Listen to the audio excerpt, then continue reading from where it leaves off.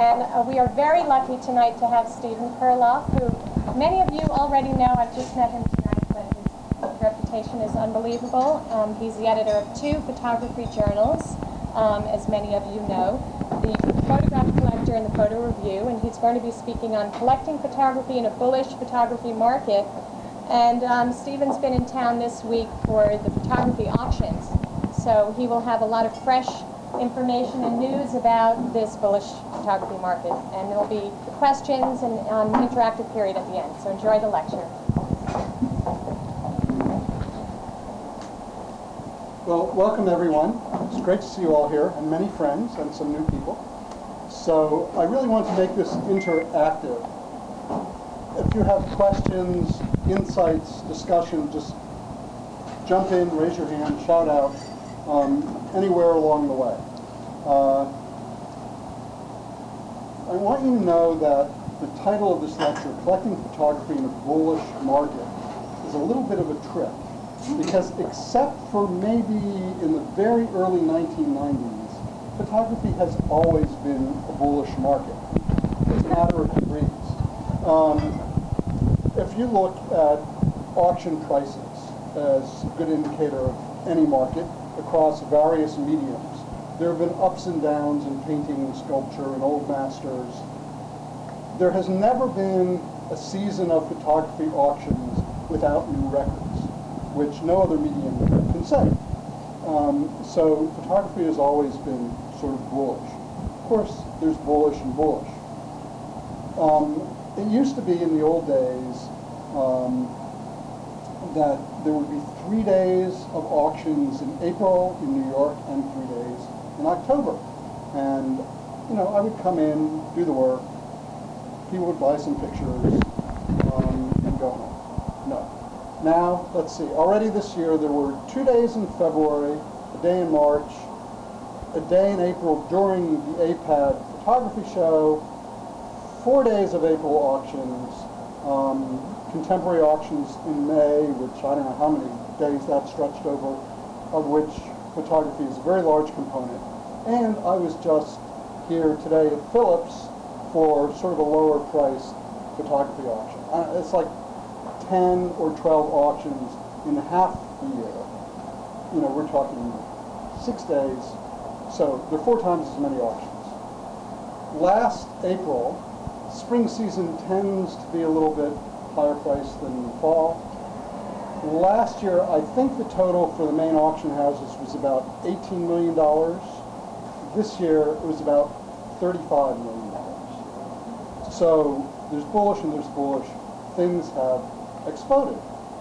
Now, there are ways that you could take advantage of that market or sort of be crushed by that market. And you have to be a very knowledgeable buyer.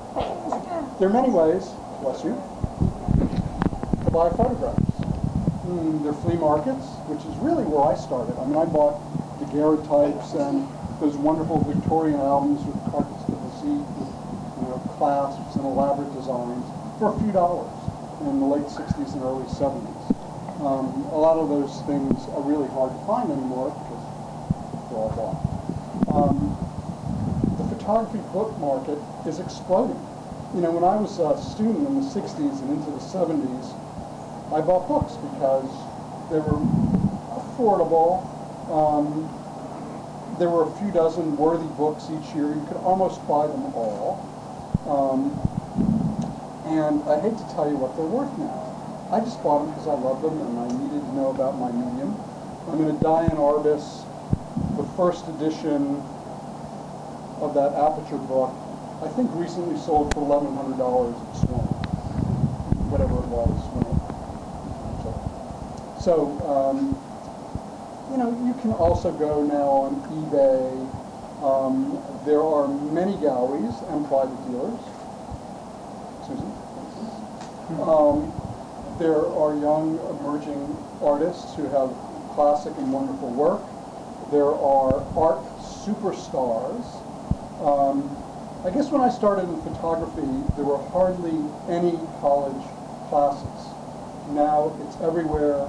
We've had 30 years of graduate students, and people now go to school not because they love the medium, although many of them do, but they want to be art stars. It's a very different world.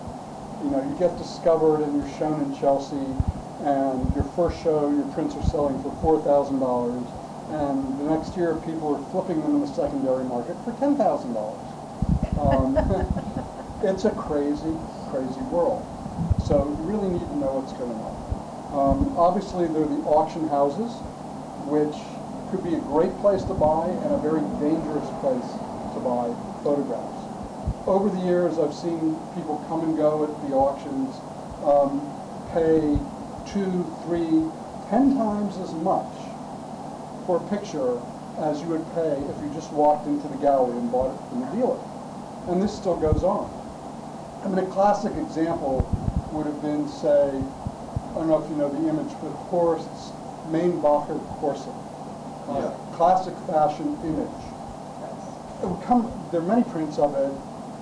It would come up for auction every year. People would pay twice at auction what you could walk into his gallery and buy it for. They didn't know. It was just, you know, two egos needed that picture because it was famous. And that happens again and again and again. Even last April, or maybe it was in the February sale, Christie's on the cover, I think it was their February sale, had a wonderful William Klein fashion picture that the day before the auction, or the day of, you could walk into the Howard Greenberg Gallery and buy for about $4,000, maybe $4,500. At that auction, it sold for $40-some thousand. That was crazy. Why? People don't know. So you really have to know what's going on, do the research, and really, what I always say is you buy what you love. I mean, years ago, I met Andre Cortege. I went to visit him, like many young photographers, sat across from him at 2 Fifth Avenue at his apartment, took a picture of him, picked up my camera and took a picture of me, picture of Perloff by, negative by Cortege, print by Perloff. It's very, very sweet. And I bought, I think, 5 or 6 pictures, you know, for $300. They were 8 by 10 black and whites. It was 1975, 76. They're wonderful. I love them. You know, now they're maybe $5 to $9 or $10 or $12,000, depending. You know, it was a nice return, but I bought them because I loved them. You know, they were great, great pictures. It never occurred to me as a young photographer to say, Andre, do you have any of those tiny little yellow ones that you made in Paris that are now worth $400,000? No, I mean, no. These are pictures. I bought what I love. You know, you'd go to Whitkin Gallery and there would be a beautiful Edward Weston print, you know, go to Whitkin in the late 60s, early 70s that you could have had for a few $100s. You had a few $100s, you know. So I bought a couple of the Kroll prints for, again, you know, very little, $150 or something. And it's just it's a market, it's scarcity. Again, they sell $3,000, $5,000, $10,000 depending on the image. And you know, I didn't buy any of these things to sell. I'm not touting my own perspicacity.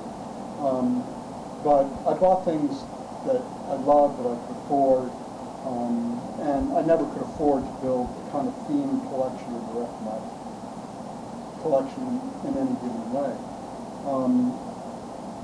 And now, things are so much bigger.